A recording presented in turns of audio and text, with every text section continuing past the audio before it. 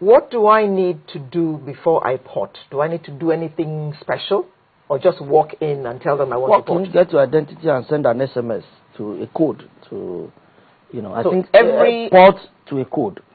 Every provider has a short code. 3232. Yes. Oh, it's the same for everyone? For all networks? Yes. All networks, Yes. 3232. Yes, P-O-R-T, you send port. Port to 3232. But you need to ask questions. Okay. So that the agent, our customer service rep, attending to you, will be able to educate you more on mobile number portability. Like you just mentioned, just in case you need to port out or go back to your, for my husband, you might end up losing some of your information or data stored on the SIM card. So these are some of the things that, we need to also let people, understand. And they also have to understand that when they port, they must stay with that network for a minimum of 90 days before they can port again. How many 90 days do we have in a year? So 4. It's 4, yes. So if you port 4 times a year.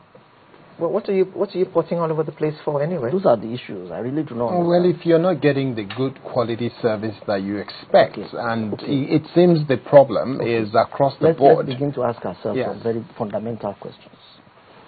What is the significant differential between quality of service of one network to another in Nigeria? Well, really. It's a very interesting question you just raised there. No, Otumba, it's a very interesting question you just raised. I have 2 networks that I use. 5. Oh, gosh. Now that worries me. So why do I need to actually port? When I set the 5 numbers on my table, I see the signal strength of Glo, the signal strength of airtime, the signal strength of MTN, the signal strength of Etisalat. Why do I need to port? All I need to do is to pick which one has the better signal strength. Because you have all of them. So how many people do you know who has only one phone? How many? Less than 2% of the population. I would like to have only one phone. I'd like to carry only one. Exactly. I'd like to carry only one too. But what I'm saying is the porting regime met us all carrying plenty of phones. So not many of us are going to port. No, we already have we have each network already. Already. So where are you porting to? But when are then we again, go back to that that fundamental question. The differential in that tells you that tells you the basic reason why or why not you need to port. Well, you may port just because you want to keep one number for all of them. Okay, and I ask myself. But you can't. I'm in a situation. No, Alero, look at it this way. I've just come to Channels. This is a village somewhere in Lagos, right? And I traveled miles on miles and miles before I got here. Okay. And I find out here that service of certain network is not good enough, and I want to leave. But I'm only spending a few hours here. And it takes 48 hours. What have I achieved? But what about me that work here every day? It will take you 90 days to go up in and up out. What have you really achieved? No, well, if you go on transfer, then it's worth it. So we need to ask a lot more questions. It's beyond. You see, the most interesting thing, otherwise about this whole thing is there's no education around. In the last 5 days, maybe we have only 0.1% of the phone users that have ported or attempted to port. Nobody understands exactly what we are talking about. And if we do not understand, then it injures the process. It injures the essence. There's a need for a lot of education, which should have been a lot more before we even activated it. Let's face it.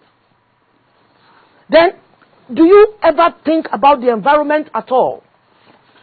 Technically, are we ready? You understand?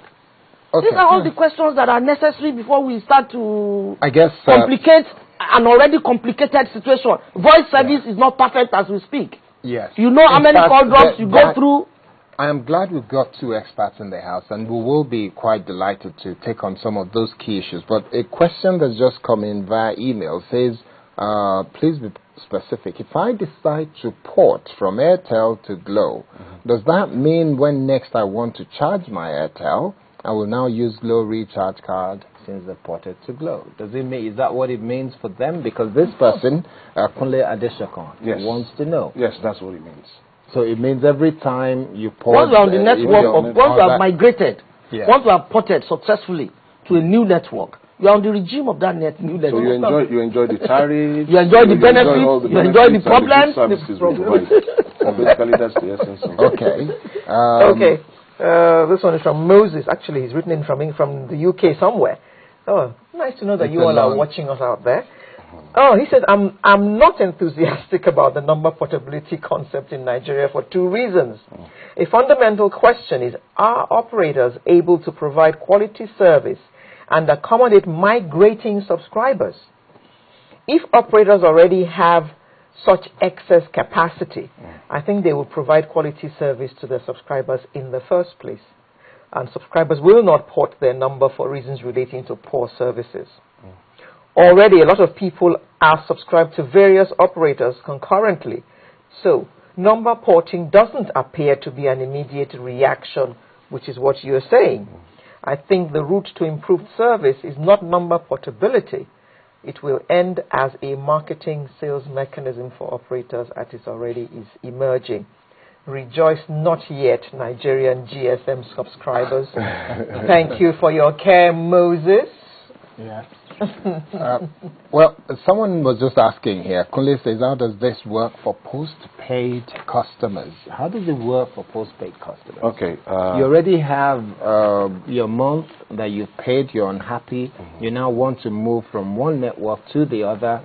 The amount of money is supposed to take 48 hours. Today is the 2nd or 4th, and money is being taken out of my account, I've paid money, and by the 2nd or 4th, I want to migrate. 48 hours after, by the 6th of the month, I'm now moving to another network. What happens to the amount of money that's being paid for the rest of the month?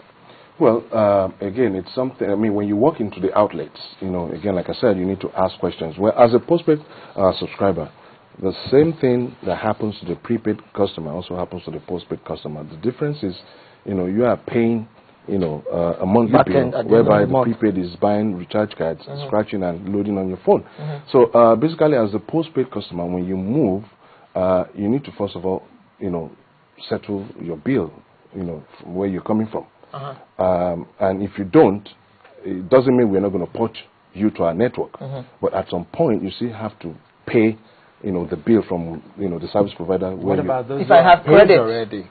If I have credit, where I'm coming, where I was. Well, again, like I said, you need to speak with your service provider and try and find out how you can get some kind of a credit. Okay. In other words, monies do not cross from network to network. No.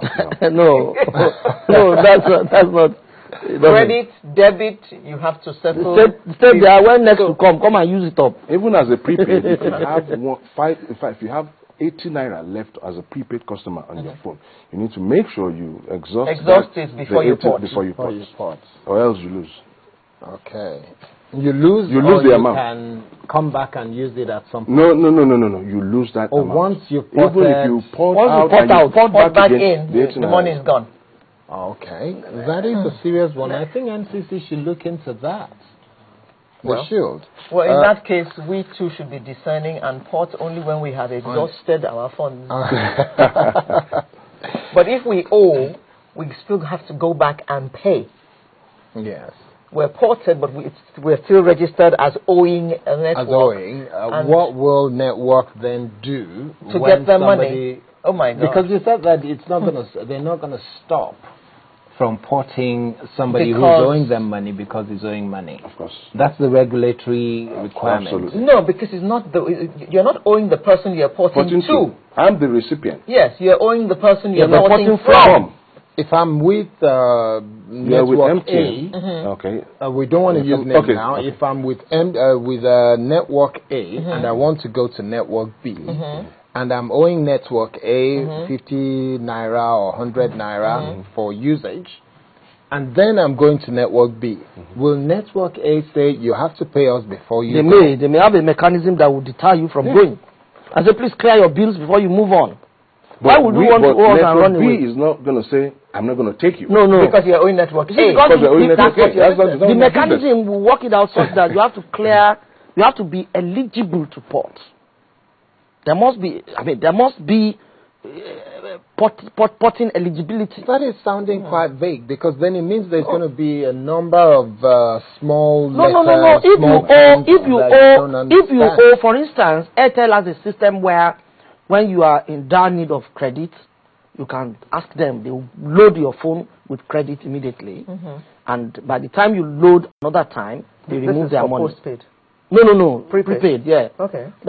Say for instance you're in the middle of a jungle or somewhere and your credit gets exhausted, you can do something, 500, whatever. They'll put money there, loaning you that money. Okay. So by the time you load in future, they remove that first before you. So, there must be some mechanism as we speak that will be able to deter you from porting when you are owing. You understand? Yeah. It's only a reasonable